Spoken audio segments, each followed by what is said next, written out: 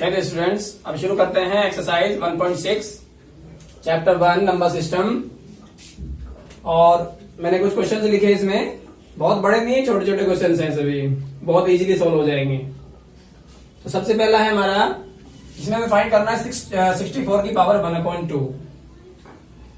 तो ये जो नंबर है 64, उसके में ऐसे फैक्टर करने हैं जो 2 टाइम्स हो। जैसे यहाँ पे लिखा ना 1/2, पावर हाफ का मतलब होता है इसका अंडर रूट कर लीजिए, या फिर इसकी 2 टाइम्स मल्टीप्लाई, ऐसी नंबर जिसमें 2 टाइम्स मल्टीप्लाई करके आ जाए 64। तो 64 आता है 8 इंटू 8 करके।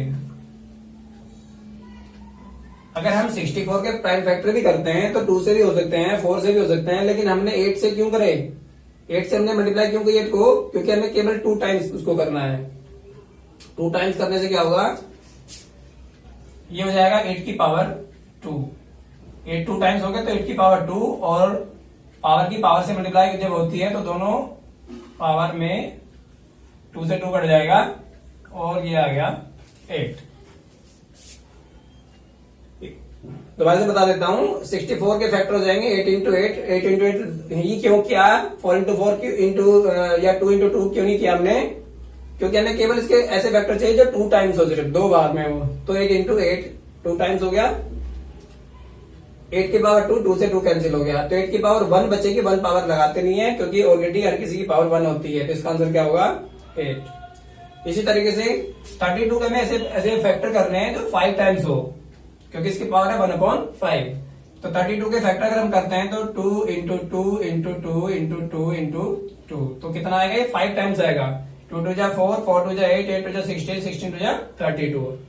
चाहे तो प्राइम फैक्टर करके भी देख सकते हैं। और पावर कितनी है 1/5। तो 2 अगर 5 टाइम्स है तो इसको हम लिखेंगे 2 की पावर 5 इंटू 1/5, और 5 से 5 कैंसिल, 2 की पावर 1 बचा, तो ये 2 ही इसका आंसर होगा। नेक्स्ट है 125, और पावर कितनी है 1/3। तो इसके ऐसे प्राइम फैक्टर करने हैं, ऐसे फैक्टर करने हैं मुझे जो 3 टाइम्स हो, 3 ही बार हो बस। तो इसके फैक्टर हो जाएंगे 5 इंटू 5 इंटू 5, 1/3 पावर है। 5 5 25, 25 5 125। तो इसको लिखेंगे 5, क्योंकि 3 टाइम्स है तो इसकी पावर हो जाएगी 3 इंटू में 1/3, 3 से 3 कैंसिल हो गया, और आंसर आ गया इसका 5। तो ये तीनों पार्ट हो गए। इसके बाद है क्वेश्चन नंबर सेकंड में भी कुछ ऐसा ही करना है। 9 है, 9 के जो फैक्टर है वो 2 टाइम्स हमें करने हैं। तो 9 के फैक्टर क्या हो जाएंगे 2 टाइम्स, 3 इंटू 3,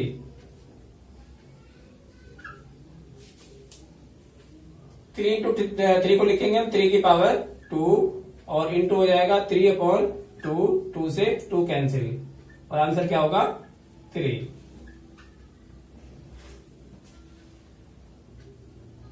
इसको 2 टाइम्स इसलिए क्या, क्योंकि यहां पे 2 है, और ये 2 से 2 नेक्स्ट स्टेप में कैंसिल हो जाता है, और आंसर आएगा इसका 3 की पावर 3। 3 की पावर 3 को क्या लिखेंगे, 3 की पावर 3 हो जाएगा हमारा 3 इंटू 3 इंटू 3, तो ये आएगा 27।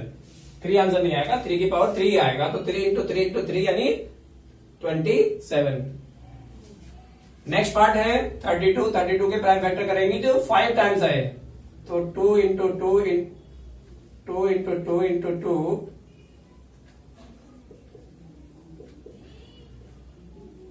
और पावर है 2/5।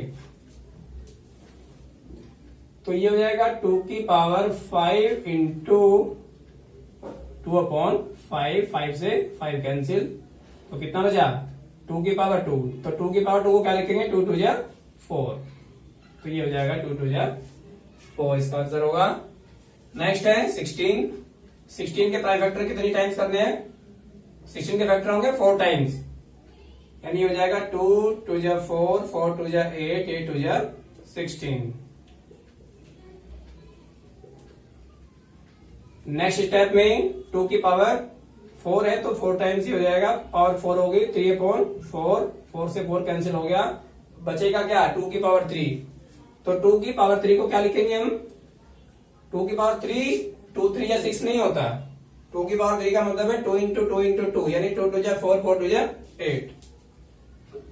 तो आंसर इज 8।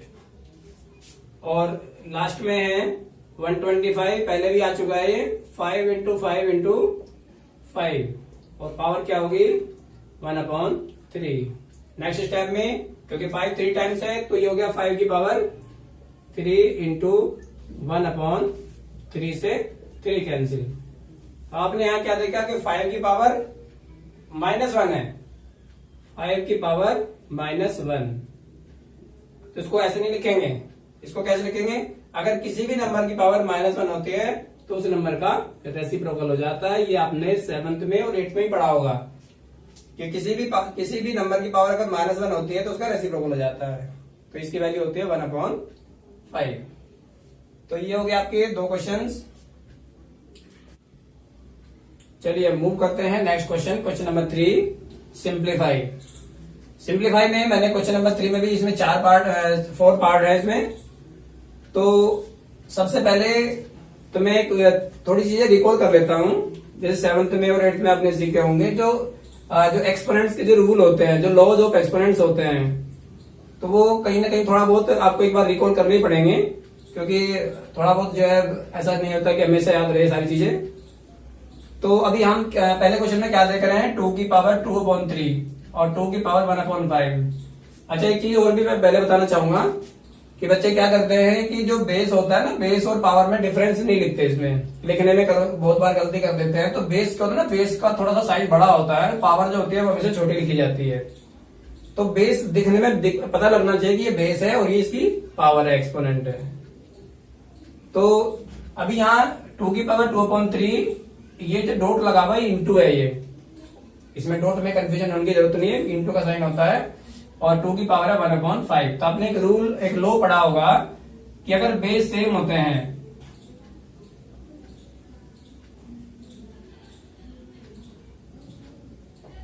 तो क्या होता है, अगर बेसिस सेम होते हैं तो पावर क्या हो जाती है, मल्टीप्लाई में ऐड हो जाती है, प्लस हो जाती है। ये रूल पढ़ा है ना 7th में और 8th में, अगर बेसिस सेम है तो पावर क्या हो जाएगी, प्लस हो जाएगी दोनों। तो इसी तरीके से यहां मैंने इंटू को क्या बताया, मल्टीप्लाई। तो अगर बेसिस सेम है दोनों तो ये हो जाएगा 2 की पावर 2/3 इंटू 2 की पावर 1/5, और दोनों में बेसिस क्या है, 2 है, सेम बेस है, तो पावर क्या हो जाएगी, दोनों ऐड हो जाएंगी, प्लस हो जाएंगी। तो 2 की पावर क्या होगी, इनको प्लस कर देंगे, जैसे फ्रैक्शंस को नॉर्मली प्लस करते हैं। एलसीएम क्या होगा इसका 15, 5 टू 10 प्लस 3 बन जा 3। तो आंसर क्या हो गया इसका, 2 की पावर 13/15। तो ये इसका आंसर होगा। ऐसा ही नेक्स्ट में जो लोग एक्सपोनेंट है वो भी अलग है थोड़ा सा। आपने ये भी देखा होगा कि अगर किसी पावर की कोई एक पावर होती है अलग से, अब मान लीजिए ये बेस है, a की पावर m होगी और इस पूरे की पावर फिर n होगी, तो ऐसे में क्या करते हैं, दोनों पावर जो होती है दोनों पावर्स की मल्टीप्लाई कर देते हैं। बेस वही रहता है लेकिन दोनों पावर जो होती है वो मल्टीप्लाई में आ जाती है। तो ये बन जाएगा m की n से मल्टीप्लाई करेंगे तो mn बन जाएगा ये। तो ये वाला लो इसमें लगेगा, तो ये आ गया 1/3 की पावर 3 और पूरी की पावर क्या है 7। तो 1 को तो आप 7 टाइम्स मल्टीप्लाई करेंगे तो 1 इंटू 1 तो क्या आएगा, हमेशा 1 ही आता है, कितने भी पावर उसकी। और 3 की पावर क्या हो जाएगी, पावर की पावर मैंने बताया कि दोनों पावर की आपस में मल्टीप्लाई हो जाती है, तो 3 की 7 से मल्टीप्लाई हो जाएगी। तो आंसर क्या होगा इसका, 3 की पावर 21। अब इस 21 को पूरे की पावर में लिखेंगे तो भी आंसर वही होगा, क्योंकि 1 की कितनी भी पावर होती है उसकी वैल्यू चेंज नहीं होती। नेक्स्ट आता है थर्ड पार्ट। यहां एक डिवीजन का रूल आपको दिखाई दे रहा होगा, यहां फोन पे नंबर लिखी हुई है, तो लेकिन बेस सेम है, तो इसमें ये वाला लो इसमें लगेगा, ये वाला लो अप्लाई होगा इसके अंदर।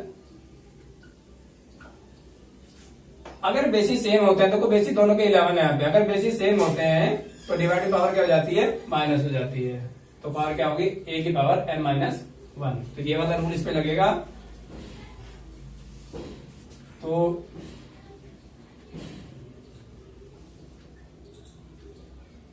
इलेवन की पावर हो जाएगा 1/2 माइनस 1/4, यानी 1/2 में से ये वाली पावर क्या हो जाएगी, माइनस हो जाएगी। और एलसीएम क्या होगा इसमें, एलसीएम 4 ही आएगा, तो यहाँ पे आएगा 2 और माइनस 1। 11 की पावर क्या हो जाएगी, 2 में से 1 माइनस करेंगे तो 1/4, ये आंसर होगा। नेक्स्ट है फोर्थ पार्ट इसका। यहाँ क्या है, इस वाले में लो थोड़ा चेंज हो जाएगा क्योंकि यहाँ पर बेसिस सेम नहीं है, लेकिन आप देख रहे हैं कि यहाँ पे पावर सेम है। तो पावर सेम के लिए रूल क्या होता है, ए की पावर m मल्टीप्लाई बी की पावर m। बेसिस डिफरेंट हो गए लेकिन पावर सेम है, तो ये हो जाएगा a इंटू बी और पावर m। तो ये वाला लो इस पे लगेगा। अगर दोनों के बेसिस सेम है, बेसिस डिफरेंट है, पावर सेम है, तो दोनों बेसिस की मल्टीप्लाई हो जाती है और पावर एज इट इज रखी जाती है इसमें, तो ये वाला लो लगेगा। तो 7 की पावर होगी 1/2 इंटू 8 की पावर 1/2, इसको हम क्या लिखेंगे, ये हो जाएगा 7 इंटू 8, यानी बेसिस की मल्टीप्लाई और पावर 1/2। तो 7 8 से कितना होता है 56 और पावर क्या रहेगी 1/2। तो ये लास्ट क्वेश्चन था इसमें, और इसी क्वेश्चन के साथ में हमारी जो एक्सरसाइज है 1.6 वो कंप्लीट हो जाती है।